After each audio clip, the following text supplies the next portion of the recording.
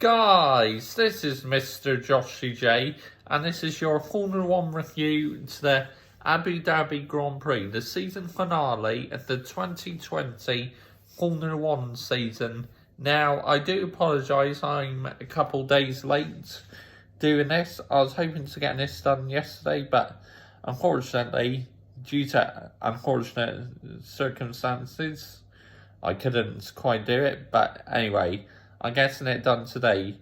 Before I start the video, race rating 0 out of 10. An awful Grand Prix, an awful end to the Formula 1 season. It really was. But the season in general has been so exciting, where you had Pierre Gasly win for AlphaTauri and Sergio Perez win for Racing Point. Unbelievable season. This has probably been the best F1 season since 2012 or 2013. But it's a Grand Prix itself, it was just, there was a bit of overtaking, but it wasn't all that exciting. Of course, it was great to see Lewis Hamilton back out on track this weekend, but definitely not 100% fit. Max Verstappen absolutely dominated this Grand Prix, but apparently Mercedes said they had to turn down the MG UK, which harnessed their energy, so it looked like they may have been down on power. Anyway, Sergio Perez had a sad end to his Racing Point career. His Mercedes engine suffered an oil pressure problem. In commentary, first of all, they thought his Mercedes power units cut out, but he turned it off himself as a safety reason. But what a sad end to Sergio Perez's Racing Point career. The winner from the last Grand Prix, he was the only retirement from the Grand Prix, actually. So the start of the race, it was Max Verstappen on pole, Bottas second, Lewis Hamilton third, Alexander Albon fourth. Now, Alexander Albon had a really decent weekend this weekend, but has that done him enough to earn a second season at Red Bull Racing? I believe as Sergio Perez hasn't been confirmed yet, Red Bull are remaining loyal to Alex Albon and hope he can turn it around, because hopefully, for his sake, he will be able to turn it around, because he's just not worked out for him at Red Bull so far. But if that's the case, I like how Red Bull are taking a different approach for a change, because usually when a driver's underperforming, they have you out the door just like that. But not this time. It looks like they're being loyal. But anyway, any F1 breaking news during the off season, I will bring to you when I can. If there's anything interesting to report, well, my friend MUFC Racer, he brings all the F1 breaking news. Of course, on his format of doing it, he does qualifying reaction, race reaction, driver ratings, but as he does that, I feel I want to do it in my own format, where I do previews and then the race review and driver ratings and team ratings in the same video. It's just the format I choose to do. If you enjoy that format, let me know. Or would you like to maybe hear qualifying reactions if I can fit it in for next season? Let me know. But anyway, it was just a terrible Grand Prix. Max Verstappen, he got off the line very well. The two Mercedes hold position. Bottas looked like he struggled to get off the line again, but stayed in P2. And then Hamilton obviously P3 and Albon P4. That's how the top four finished. But what a great weekend for McLaren. Third in the Constructors Championship. Yes! First time in 8 years McLaren finished in the top 3 in the Constructors Championship. Wow. It's amazing to see them on the up again. It really is. And I'm absolutely buzzing for McLaren next season with Mercedes power, because they're going to be so much faster in a straight line, because the Mercedes power unit is the fastest engine in a straight line. They are going to be impressive, McLaren, because they got a good chassis, and even though it's exactly the same car again next year, they may have to make a few changes, taking out the Renault engine and putting in the Mercedes engine, but thoroughly deserved third place in the Constructors Championship. Obviously, McLaren pips racing points to third, and that makes all the difference. And McLaren have these American investors who are going to put money into the team as well. So it's great to see McLaren on the up again, because I've been following McLaren for a long time, like Ferrari. So, yep. But Daniel Ricciardo had a great last race for Renault. Really good performance. Lando Norris, my star in the weekend. P4 in qualifying. Absolutely fantastic in the race as well, Lando Norris. Great to see. Pierre Gasly, not the best of qualifying again, but outraced Danny Ricciardo. So Antonio Giovinazzi wins the qualifying battle against Kimi Raikkonen. Recently, Kimi Raikkonen has been poor in qualifying, but better in the race, and that was the case again, where Giovinazzi was poor in the race and Kimi Raikkonen much better in the race. Actually, Bottas, next season, he really needs to step it up, I believe. Otherwise, George Russell will be in that 2022 Mercedes, either replacing Hamilton or Bottas, because I'm going to stick by to what I say. If Hamilton wins his 8th World Championship next year, I believe he will call it a day, and then George Russell will replace Lewis Hamilton. But I'd love to see George Russell and Hamilton as teammates. I just think that would be a really interesting experiment. But Toto Wolff remains loyal to Bottas. Of course, a lot of uncertainty with Toto Wolff at the moment, whether he's going to stay or leave Mercedes, but we will wait and see on that one. Of course, we say goodbye to Racing Point, who become Aston Martin. Goodbye to Renault Works Team, who are going to become Alpine. Fernando Alonso this weekend going around Abu Dhabi in that R25 2005 Renault V10. The sound of that, oh my goodness me, unbelievable sound. Lewis Hamilton's like, wow, that sound. But the sound of that Renault V10, unbelievable. Oh, I wish F1 cars still sounded like that. I really do. I believe when this current power unit comes to the end of its life cycle, if they can make the next one similar levels to what the V8 and the V10 was, I think that'd be a win-win. Because how much I'd love that normally aspirated to return to F1. Sadly, it's not going to happen because technology has moved on. So, and I think the V10 program is pretty much dead anyway, and soon the V8 program will be. But we'll wait and see what F1 engine be used in the future. But for now, we're still stuck with these 1.6 V6 turbo hybrids. I mean, the speed of them is absolutely impressive, but it's just the sounds of what they're lacking. But they are breaking so many records because they're so fast. So the drivers seem to love driving them, but at the same time, they miss the sound. So F1's got to come up with a solution. But, you know, yeah, last race of the season, and as I said, it was poor Grand Prix.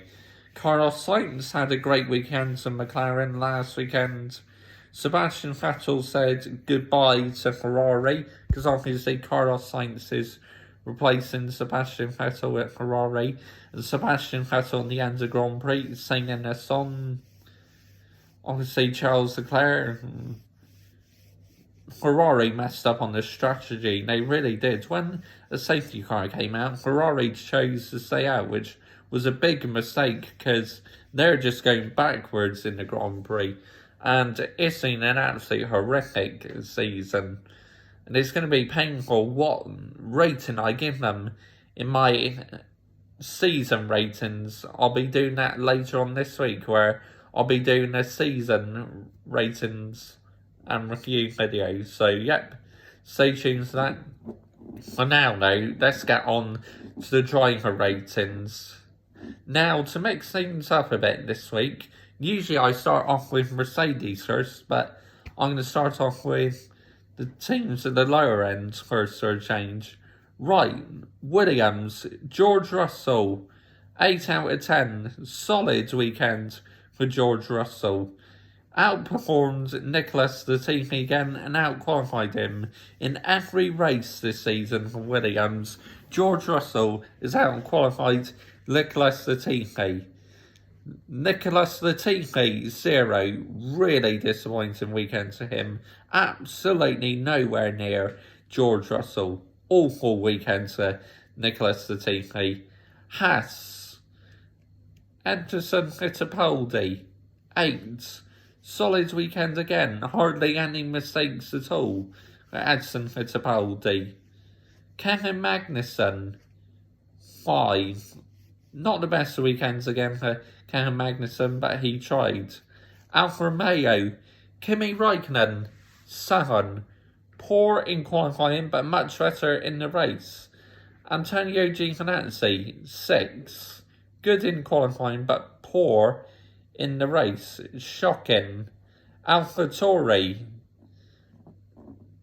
Pierre Gasly, 7 out of 10. Solid weekends for the Frenchman. Danny Kvyat, 6 out of 10. Better in qualifying, but poor in the race. Racing points. Sergio Perez, 5 out of 10. The reason why I'm giving Perez a 5 was because he suffered a DNF, so you can't go any higher than 5. Of course, the only retirement in the Grand Prix, as I said earlier on in the video.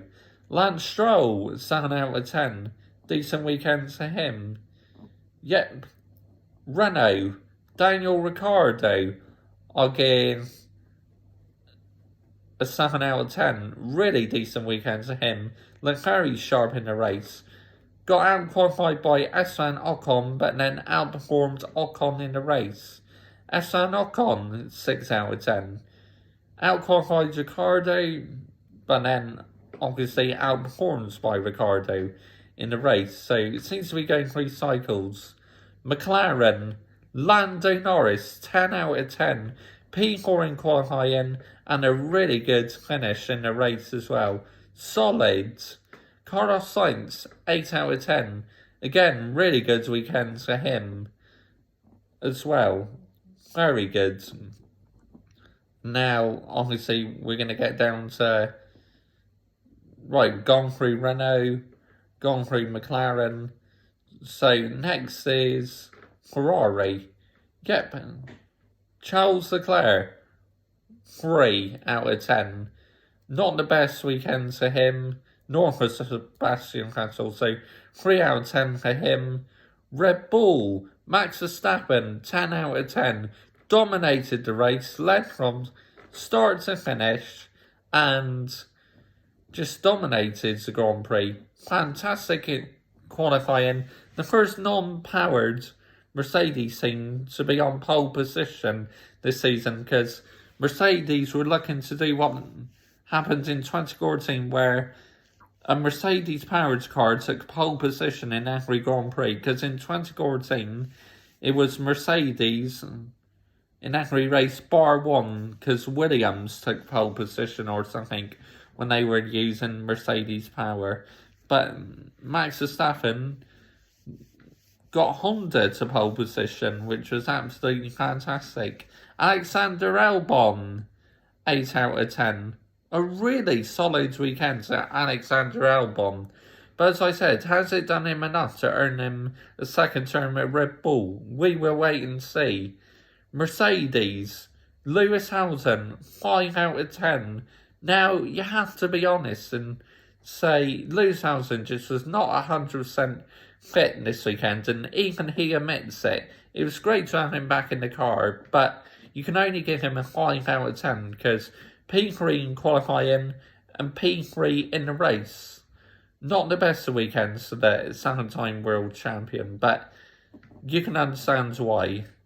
Is he is still recovering from COVID, and you don't recover from it overnight because when I wasn't well back in April, it took me 2 weeks to get back to full energy. So, yep, I think you can give Lewis Hamilton a bit of leeway on that. Valtteri Bottas, 6 out of 10. Again, not the best of weekends for Bottas, but, solid in the race. So, P2. And again, Mercedes absolutely flawless this season. The best car out on track, and they're going to take some stopping again next year because of the same cars being used. But I just hope and pray Red Bull can get off to a good start next season because I want to see a proper championship battle between Mercedes and Red Bull. And well, maybe even Ferrari as well, if they can get a bit more power in their slow Ferrari. It was awful, it really was. But that's the driver ratings done.